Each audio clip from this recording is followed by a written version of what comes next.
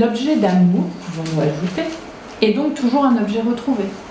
Et c'est cette influence de l'expérience infantile qui va venir perturber les choix amoureux de l'être dès l'adolescence puis à l'âge adulte. C'est bien ce que l'on retrouve chez Caroline, qui au moment où elle examine sa relation avec un homme, en arrive à parler de sa relation à sa mère. On remarquera également l'inversion qui se produit dans sa parole. D'abord, c'est l'homme qui n'est jamais suffisant, et ensuite, c'est elle qui ne l'était pas pour ses parents. Nous retrouvons là à la fois la trace de l'Oedipe dans sa construction amoureuse, mais également ce que nous relevions plus tôt, de la manière dont le moi peut se confondre avec l'objet, avec le petit autre, son semblable. Il se reconnaît dans l'autre, mais sans le savoir forcément.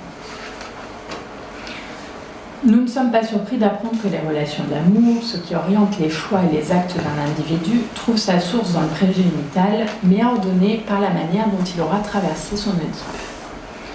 Cela implique par contre que nous n'ayons pas accès au prégénital, à la construction narcissique de l'être, que nous n'y ayons accès que sous une forme paradoxale, et c'est dans ce qui va se révéler comme faille, comme manque inévitable, qui ressortira de l'Oedipe, que nous pourrons découvrir les ressorts des choix libidinaux d'un individu.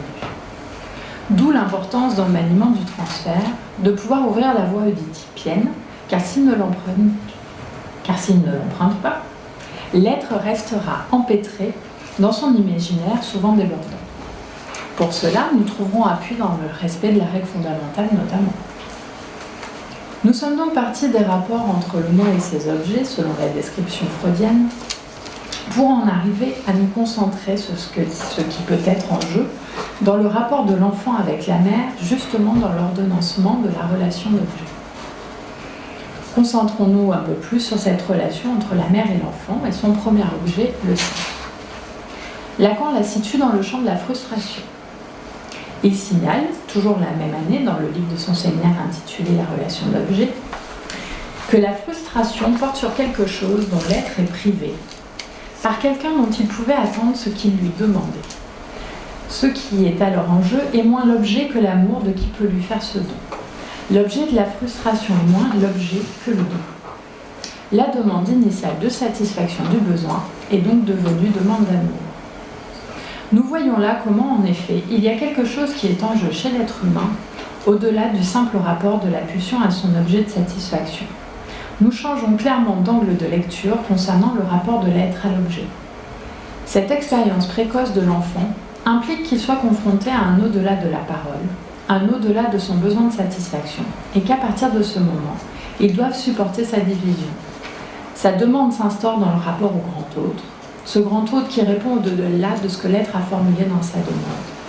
L'être s'organise justement par rapport à lui, et comme ce dernier est structuré par le langage, il se trouve lui-même alors inscrit dans le champ symbolique. Qu'est-ce que cela nous signale pour notre thème d'aujourd'hui ? Il me semble que nous voyons là comment l'objet de la demande ne peut pas saturer celle-ci.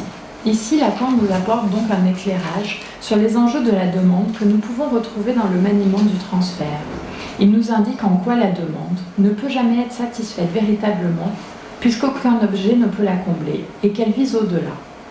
Répondre à la demande est donc une entreprise vouée à l'échec, mais c'est également une tentative dommageable, car cela empêche que l'être puisse saisir quelque chose de ce que contient sa demande. Lacan signale en effet que c'est dans ce moment que le sujet fait venir du registre imaginaire quelque chose d'une partie de lui-même, en tant qu'il est engagé dans la relation imaginaire à l'autre, ce quelque chose qu'est le petit objet. Vouloir répondre à la demande équivaut donc à empêcher l'être d'approcher de ce qui anime son désir. Nous le vérifions dans la clinique. Les moments les plus féconds dans la cure sont ceux où l'être, qui demande au psychanalyste une réponse à sa question, de l'empathie face à sa tristesse, de la compréhension parce qu'il est en retard à son rendez-vous, rencontre le silence du psychanalyste ou, lorsque c'est nécessaire, son désaccord. Alors là, le patient ou le psychanalysant pourra mettre au jour ce que recouvre cette demande et bien sûr, il est fort à parier que nous débouchions sur son Oedipe. Ainsi, nous voyons que tout ce que nous avons dit précédemment ne peut se saisir chez l'être qu'à partir de l'articulation de son désir à un objet qui lui échappe et en fonction d'un grand autre qu'il introduit dans l'ordre symbolique. Ce grand autre qui est la mère au premier temps de la vie. Nous travaillons au quotidien avec des patients qui vont venir mettre ces éléments au jour durant leur séance.